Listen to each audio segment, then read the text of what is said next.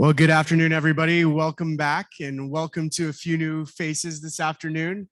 So glad you could join us here for CEMA at PCMA, Convening Leaders. We're looking forward to this afternoon's session. We've got a legend in her own right. She's worked with marketing, communications, events at every level, working with some of the most senior executives in one of the largest tech companies in the world. And she has some very unique insights today that I think will be helpful for us as we look to navigate change in our own lives, in own businesses. And that will be along the topic of managing up. How do we manage up and manage that relationship? So I want to invite and welcome on digitally, Katie Quigley from Microsoft. Good to go. Great. Hello. Thank you. That was a nice introduction. I appreciate it. And thank you so much for having me. I'm sorry I'm not there in person. We're glad to have you online. Thanks.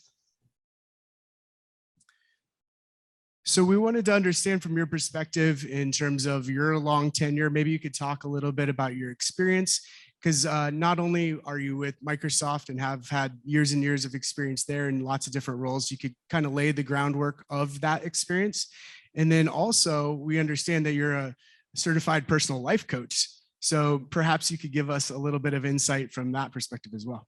I certainly will. Thank you very much. Yeah, that was my my pandemic project, was becoming an executive coach.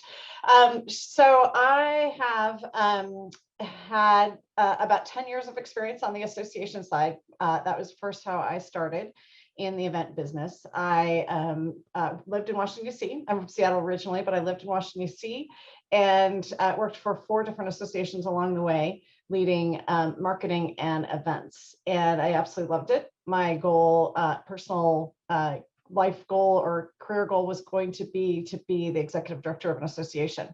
I got super involved in PCMA. It gave me so much that I have taken away from that as far as leadership, friends, network, life skills and so forth, more than I ever put into it. And so I'm grateful also to be part of CEMA, being part of PCMA now.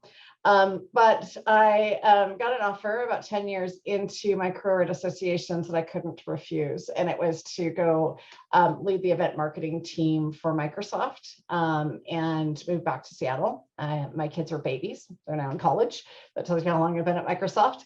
And it was a chance of a lifetime, honestly. And I absolutely loved it. I've been at Microsoft over 19 years, started when Bill Gates was still CEO. So I've been there through Bill Gates, Steve Ballmer, and now Satya Nadella, and it's been just a fascinating ride. I spent almost 10 years in the event marketing team and gained a ton of experience, but I got to a certain point where I thought, I would love to see how events, truly do have this bigger impact across the company in different ways. And so I had the opportunity to move to the partner channel. And so we have about 1.5 million partners in our channel. So my job was to build community. And so to build community, what do? You have events. And so we had events, we had, a lot of social web, just outreach. We had communities that we built. It was fun. I was, out there on the front lines with our partners, talking to our customers, truly learning the business and learning, the challenges, outside of kind of the bubble that we, live in the tech world, and talking to customers around the world about what they were trying to achieve and the possibilities that they had, and learning so much from the partners. The partners have just as much passion and probably more knowledge than so many people actually that work at Microsoft, that I, made lifelong friends, but learned so much. But that was sitting in the sales organization. So being a marketer, I wanted to get back into marketing. And having been at the company at that point, about 14, 15 years, I still hadn't worked in a product group. So I moved over to our business applications world, which is Dynamics 365 and Power Platform, if anyone's familiar with it. And my job was to build a team that was cross-product marketing. And so everything from building awareness, front of the funnel pipeline, driving demand gen for our products. Again, the same mix of marketing channels, with events being a big part of it. So events, social, web, PR, AR, disclosure, and launch. Really fun to get closer to engineering, to understand business models for our products and our go-to-market. So a lot of fun. Which gets me to this session, and what we're talking about is that I switched jobs the first week of the pandemic. And so that made life very interesting. I started in global industry marketing. So all our prioritized industries, such as retail, manufacturing, government, financial services, healthcare. And the first week, there were two things that happened. One is that, the pandemic happened, and it was the week of HIMSS. So, biggest healthcare event that we participate in. We had 80 sessions planned, 300 or 400 Microsoft employees about to get on an airplane and go. And it's my first week of work, and we've suddenly, are in lockdown and can't go. So I'll talk a little bit about that, but we had to make a really quick turn on how we would show up and engage with our customers, because events is the biggest channel, and our third-party events is the biggest channel that we have around industry. And so then, as mentioned during this time as well, not only did I have enough to do with this job that I didn't know quite yet, and didn't have the team to be able to engage in person, I decided kind of a long-term goal that I had is to deepen my skills around coaching. I've always loved managing and mentoring. And so there was a program that I'd wanted to do for quite a long time. My youngest son graduated from high school in 2020. So once he was off to college, both my kids were in college, I embarked on this year-long training course around executive coaching. And it was over 200 hours of training and about 150 hours of actually coaching. And what that gave me is that, not that I'm going to do it for career, but what it gave me is the ability to, kind of fit to this topic of, managing up, managing sideways, managing down. What is it that I needed to learn to communicate better, to know who I am, to have, be grounded in my ability to show up in a way that's authentic to who I am, and to be able to influence. And this influence, this managing up, we talk about it at Microsoft as influencing without authority. And no matter how senior you are, there is always a situation that occurs where you have to influence those that don't have to listen to you, don't have to report to you. And even if they do, it is someone you manage. You want to be able to influence without that authority. You want to be able to enroll everyone in the work that you're doing, the goals that you have, and the direction you're going. And that word enroll is, really what it's about, is getting everybody on board that it's their choice, as opposed to you forcing anything to happen. That's great. Were there any, as you went through this journey, I mean, obviously that's quite the journey. And I think, for the record, everybody probably recognizes Microsoft 365, by the way. But was there something during this time that you went through that growth journey about managing? Was there a tip or trick that you said, hey, I really haven't mastered this yet, and I really need to work on this and change and redirect myself to be able to be a better leader through this time? Mm-hmm. Yeah, it's a great question. And there's one thing that I learned a long time ago, but hadn't really, refined the practice of it. And that is, how is it that you, and it goes back to that enrolling, how is it that you create this shared vision? And I think it's a combination of the work that I've been doing at Microsoft, and then the training that I got with coaching, is that you create this vision, and that's how you get, a connected view of what the future is going to look like.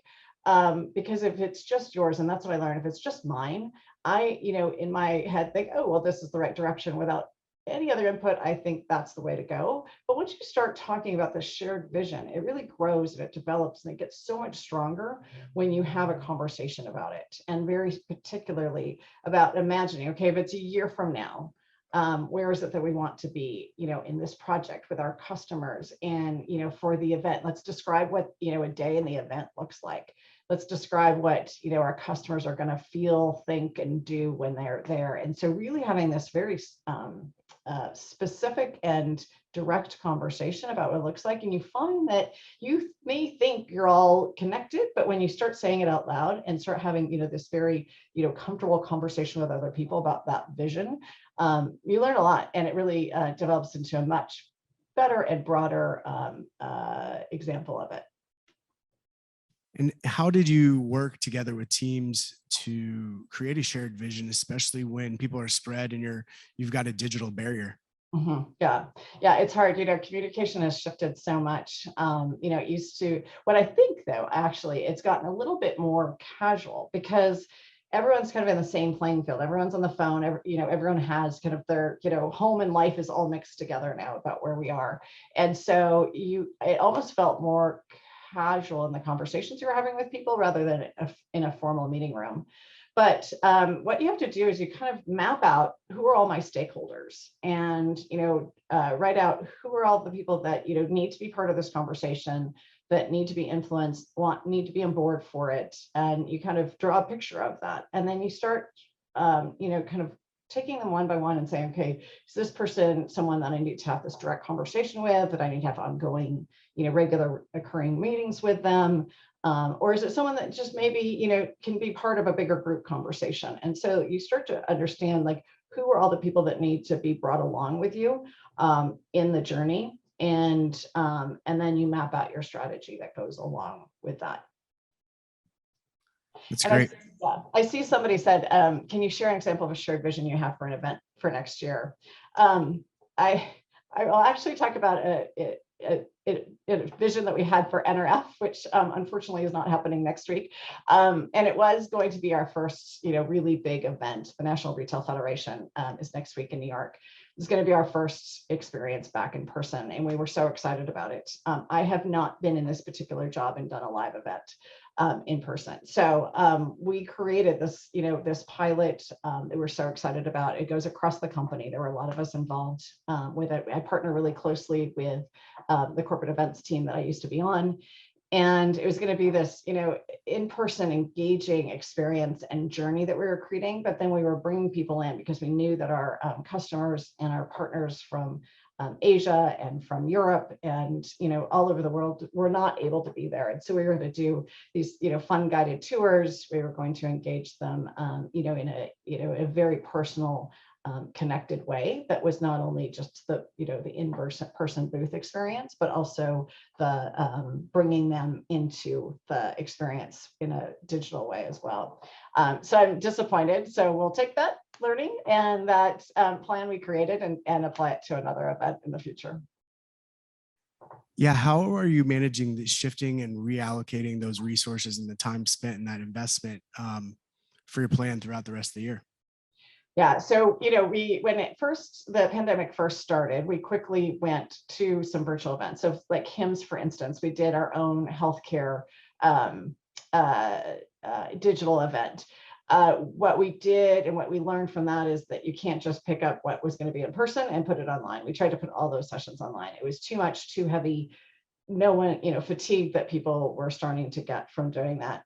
So what our plans and what we've learned over the past almost 2 years now is that we need to think about what are ways that our customers want to be and need to be engaged. And in absence of an in-person event, what are other things that we can do? And so you start to, kind of map it out of, one-to-one, what are those engagements? Typically that's around sales. One to few, we could do some pretty special things where we get conversations that maybe would have been too hard for someone to travel to be in that conversation with more senior level executives. And then the one to many, it's again still making it very personal and putting it into the focus of what's the customer's challenge, what's the opportunity they're trying to grab, how do they learn from each other, so how do you connect them in an online way? And so we've been able to create some events that feel personal, but then also do some things that are at scale. It's been just a different mix and different, thinking differently than we ever have about it. In one of the earlier breakouts, we talked about the change of engagement. Where are you finding that Microsoft is having the most engagement with your customers? It's when we are, we have one event series that we absolutely love that, again, it's a cross-company partnership and it has a very deep industry focus and it's in vision. And so it's at our very senior level executives that we used to have an in-person event. It used to be in some super interesting places around the world, and we would travel, and it was 200 or 300 customers, very high touch, very senior level. And so that sort of thing, you think you can't replicate in a digital way. And collectively across the company, we're pretty excited that we've been able to, and it continues to grow in momentum, that even when we go back to in person more often, we may not take this back in person, because it seems to be, working so well. When you think about the audience we're trying to attract are, CEO, CXO level attendees that don't have a ton of time. But here we have, an hour's worth of very thoughtful content. It's short snippets. It's like 8 to 10 minutes per session within the episode that we have, kind of thinking about it as like a Saturday Night Live, where you have different pieces along the way. Maybe not as funny, but different episodes along the way within that episode. And so it's getting to the point of exactly what they need at that point, where the effort is minimal for them to be able to tune in, but they're able to do that and get value out of it. And so what are those high value conversations that they're looking for, best practices? It's a lot of storytelling. We're doing a lot more, descriptive storytelling of what their counterparts have done, whether it's their competitors or their, partners that they work with. Getting those stories out so they can hear it and they can learn from them has been super important too. Excellent.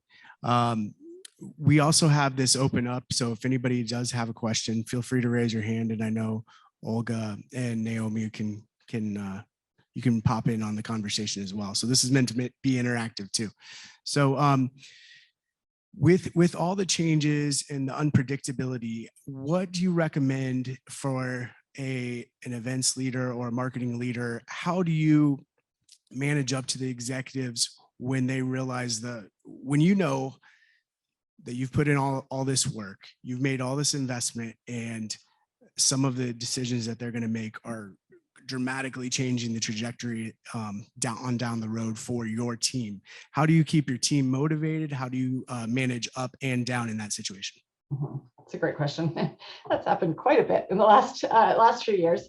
Even to my point of, months of planning into NRF, and we as a company have decided to pull out. So how, that's been just, this past week, keeping the team that worked so hard on it, keeping them motivated, that, their efforts aren't going to be lost. And I think, it's really about, agility and flexibility that we've all gotten so much better at, I think, over the last couple of years. And so, it's going back to, okay, we were doing that event, or we were doing that marketing campaign for a reason. What was the reason? So going back to what was our shared vision, even though now we have a different direction, what was our shared vision? What is it that we want the outcome to be?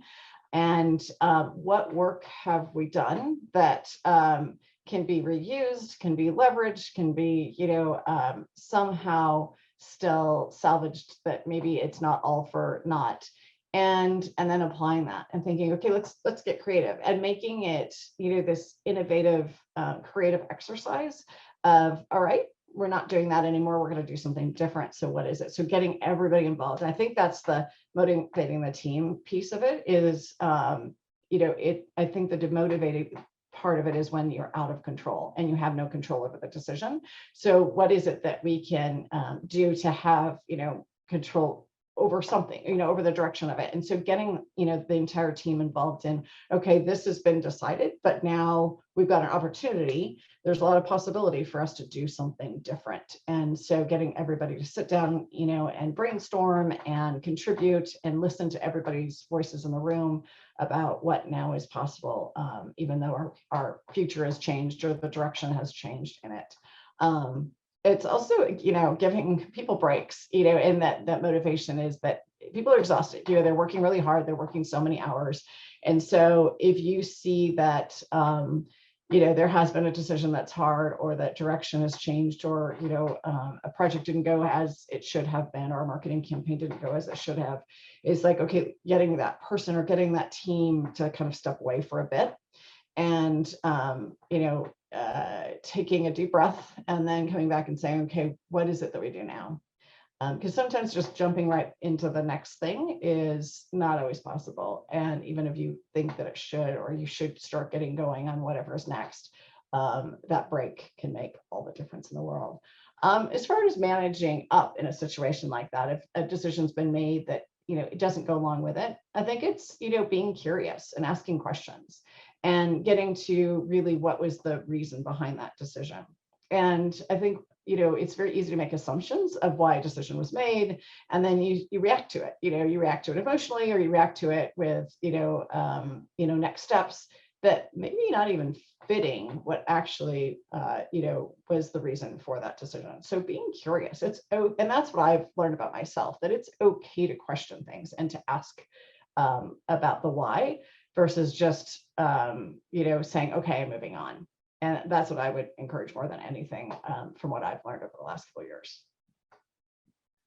So then from taking that from the corporate side, but then translating that to the tactics that the number of us that are in this room could apply, are there one or two key things or mantras that we should be thinking about in terms of managing up and down that we need to try to incorporate into our lives on a consistent basis?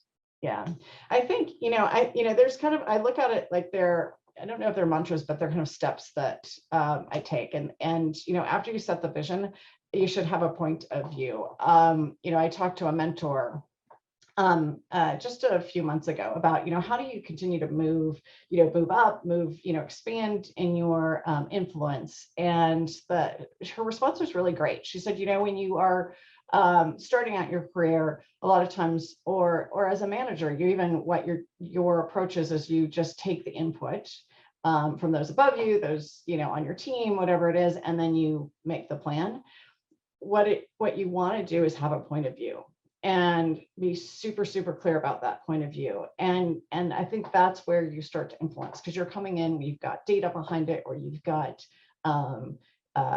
some sort of historical knowledge or competitive knowledge that you have. And so unless you are super clear on your own about having that point of view, and then having something to back it up, and then the ability to communicate it, that's where you really start to have that influence. Because even if it ends up not going in your direction of your point of view, you're starting to gain trust and respect and build up that relationship, and that they know that you're putting some thoughtfulness into the conversations you're going into, the presentations that you have, because you're coming with that own point of view, and you have the ability to clearly articulate it. Great stuff. Great stuff. Any questions for Katie that we can take around the room? I know Olga's available for those. Katie, one more thing before we go into breakout. What are you most excited about in your role with Microsoft for this upcoming year? There's so much happening. There's so much going on. I think tying to something that I learned through the coaching is that, we are all very good at being in our comfort zone. It's easy. It's not confrontational. It sometimes, just is the way that is, the most desirable path. The unknown is scary and frightening. But what I've learned and what I've been able to turn things around is that the unknown is where possibility is. And that's where truly we have been given, a really hard road for the last couple of years, but it's also a gift if you look at it that way, is that things don't have to be done the way they've always been done.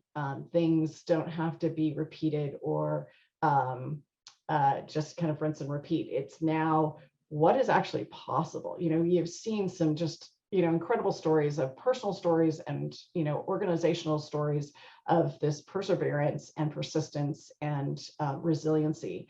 And so that's inspiring to me. And so I think, looking forward, I'm working in industry of, you're working in technology industry has gotten to be such a strong conversation about how we go to market with industry. So it's exciting to be in a part of the company that's growing and that's developing. And I'm looking forward to, taking that to a hybrid approach, getting back out into, the world again and seeing customers and seeing partners, but not losing what we've learned and what we've shifted over the past couple of years. And so combining the two together, I think is full of possibilities. Great. And I actually did get a text-in question too from somebody online as well. They said, what do you think is a successful way to express a point of view?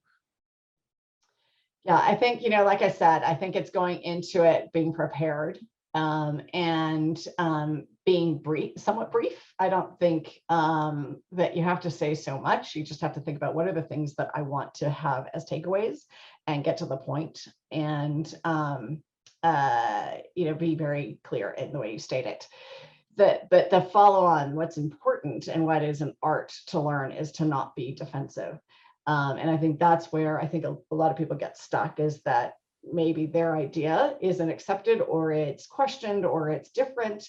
And so not showing up as defensive, but showing up more as being curious about, okay, why not? And, what is it that we can adjust, or what is it that we can still keep, and having that open dialogue, and not just, stopping at the whatever the answer may be to your idea. And so I think it's being super prepared. If it's a high stakes, high value meeting, rehearsing is so important. I had when I worked on the association side, one of my first CEOs that I absolutely still model leadership after.